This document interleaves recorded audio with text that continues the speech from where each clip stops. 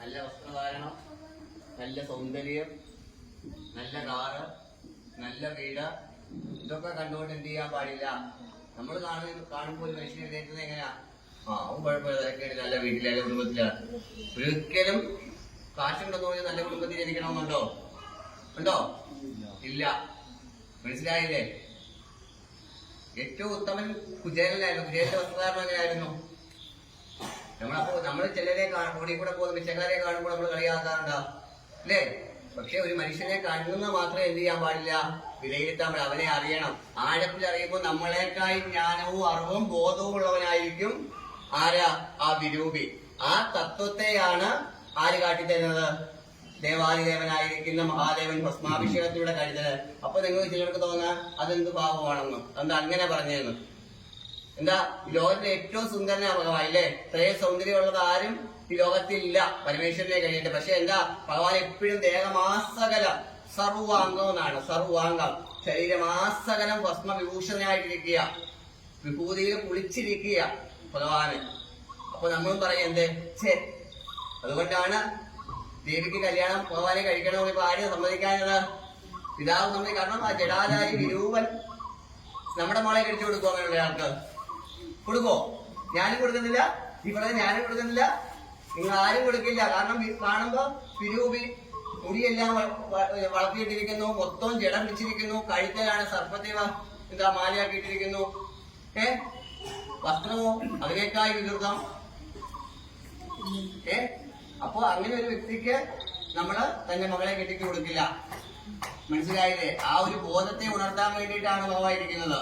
അപ്പൊ എന്താ, ഭഗവാൻ എന്നല്ല, അരൂപിയല്ല. ഈ കാണുന്ന മനുഷ്യരാരും അല്ല, അരൂപികളല്ല, എല്ലാ ഈശ്വരന്റെ സൃഷ്ടിയാ. നമ്മുടെ കണ്ണുകളെ ചിലപ്പോ ദുഷ്ടൻ അഹങ്കാരിയും തോന്നും. പക്ഷെ നമ്മളെക്കാൾ ശുദ്ധനായിരിക്കും ആ വ്യക്തി. മനസ്സിലായില്ലേ? അപ്പൊ ഭഗവാനും അതുതന്നെ ഈ ലോകത്തിലേക്ക് സർവ്വതിനെ ആകർഷിക്കാനുള്ള കാന്തിക പ്രഭാവം, അല്ലെങ്കിൽ കാന്തം ഇതിനെ ആകർഷിക്കുന്നതിന്റെ കൂട്ട് ഈ ലോകത്തിലുള്ള സർവ്വനെ ആരാകർഷിക്കും? ഭഗവാൻ തന്നിലേക്ക് ആകർഷിക്കും.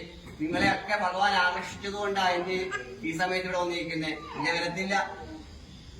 എന്റെ മിടുക്കോ ആരുടെ മിടുക്കല്ല, ഈ ഇരിക്കുന്ന ഭഗവാന്റെ മിടുക്കുകൊണ്ട. നിങ്ങളിവിടെ വന്നിപ്പോ എനിക്ക് ഈ മഴ ഈ കോളേജിലും ഇവിടെ വന്ന് നിൽക്കണമെങ്കിൽ ഭഗവാൻ നിങ്ങളെ ആകർഷിച്ചേക്കും. എങ്ങോട്ട്? ഭഗവാന്റെ കാന്തിക വലയത്തിലേക്ക്, ഭഗവാനിലേക്ക്. നിങ്ങളെ ഇത്രയും പേരെ ആകർഷിച്ചു വെച്ചേക്കുക ഭഗവാന്. അതുകൊണ്ടാണ് നിങ്ങൾക്ക് വരാൻ തോന്നിയത്, അല്ല വേറെ ആരുടെയും മിടുക്കല്ല. മനസ്സിലായില്ലേ? അപ്പൊ ആ വലിയൊരു തത്വത്തെയാണ് ഭഗവാൻ കാട്ടിത്തരുന്നത് എന്ന് മാത്രമല്ല, ഏറ്റവും ഇഷ്ടമാണ് ഭഗവാൻ ചുടലഭസ്മധാരിയ.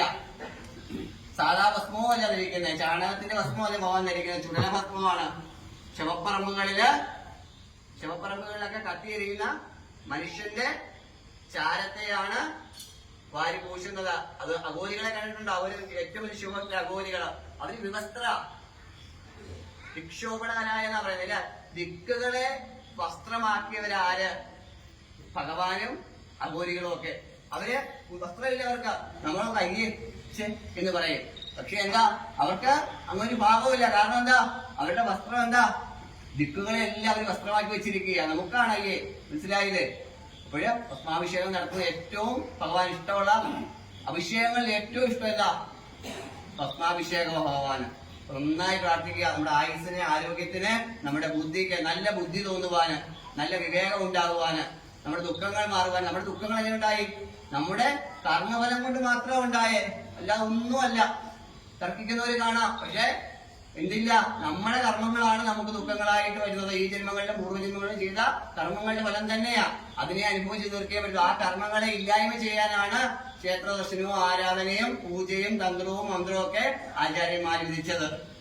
മനസ്സിലായില്ലേ? അപ്പോഴെന്ത് ചെയ്യാ? എന്തൊക്കെ ദുഃഖങ്ങൾ വന്നാലും, എന്ത് പ്രയാസം വന്നാലും ആരെ വിട്ടുകളയില്ല? ഭഗവാനെ വിട്ടുകളയില്ല. അങ്ങനെയുള്ളവരെ ആര് രക്ഷിക്കും? ഭഗവാൻ രക്ഷിക്കും. അങ്ങനെയുള്ളവരാര്?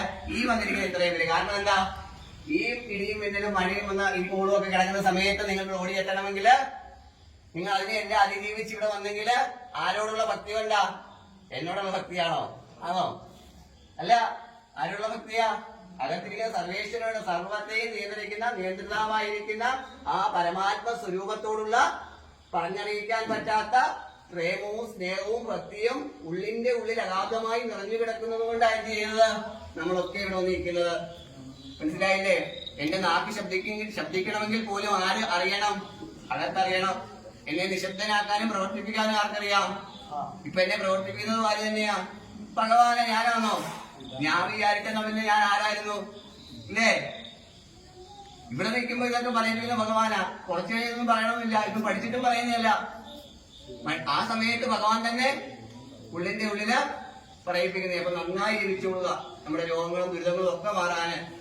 ചിലപ്പോ പെട്ടെന്ന് ഫലം കിട്ടും, ചിലപ്പോ ശകലം വൈകും. പക്ഷെ നിങ്ങൾക്ക് വിധിച്ചത് ഈ ലോകത്ത് ആർക്കും തന്നെ തട്ടിമാറ്റാൻ പറ്റത്തില്ല. നിങ്ങളിലേക്ക് തന്നെ എത്തിച്ചേരും. ഒരു ശക്തിക്കും പറ്റത്തില്ല. ഭഗവാനും നൽകാൻ നിൽക്കുന്ന ഭഗവാന് പോലും എന്നെ മാറ്റാൻ പറ്റത്തില്ല. അതുകൊണ്ടല്ലേ ഭസ്മാസുരന് ഫലം കൊടുക്കേണ്ടി വന്നത്. പറഞ്ഞ മനസ്സിലായില്ലേ? നിങ്ങൾക്ക് കിട്ടേണ്ടത് നിങ്ങൾക്ക് തന്നെ വന്നു ചേരും. ചിലപ്പോ സ്വല്പം എന്തുണ്ടാകാം? പരീക്ഷണങ്ങളും വിഷമങ്ങളും ഉണ്ടാകാം. ആ പരീക്ഷണങ്ങളിലും വിഷമങ്ങളിലും ഒക്കെ അടിപതറാതെ നീ നീ താങ്ങി ചത്തുപോകുമെന്ന് വിചാരിച്ചാലും ഭഗവാനെ, നീ എന്നെ എന്ത് ചെയ്താലും ഞാൻ അനങ്ങത്തില്ല. നിന്റെ നാമം ജപിക്കുക. എന്റെ അവസാന ശ്വാസം വരെയും നിന്റെ നാമത്തെ ജപിക്കുമെന്ന് ആരുറപ്പിക്കുന്നുവോ അവരുടെ കൂടെ ആര് കാണും? ഭക്തവത്സലനായ ഭഗവാൻ. ആരാ?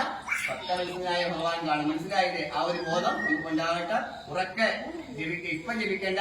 ഭസ്മാഭിഷേകത്തിപ്പോ പെരുന്നാളൊക്കെ ജപിക്കുക. ആരെങ്കിലും പേര് വിട്ടുപോയിട്ടുണ്ടെങ്കിൽ പറയണം കേട്ടോ. മനസ്സിനെ ജപിച്ചോട്ടാട്ടിപ്പോ ഭസ്മാഭിഷേകം വഴിപാടായിട്ട് സമർപ്പിക്കുന്നത്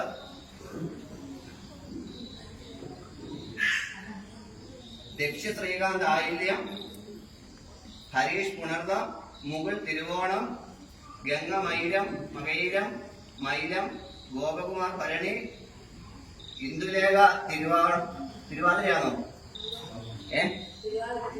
ഇന്ദുലേഖ തിരുവാതിര, അനൂപ് ഉത്രട്ടാതി, അനലോ അശ്വതി, വിനോദ് കുമാർ ഉത്രട്ടാതി ബോംബെ, ഹരികൃഷ്ണൻ പൂരം, സൗമിനി പുണർദം, സുജിത്ത് ചിത്തിര, ശബരീഷ് പൂരം, ശ്രീകരി തൃക്കേട്ട. വേറെ ആരും ഇല്ലല്ലോ?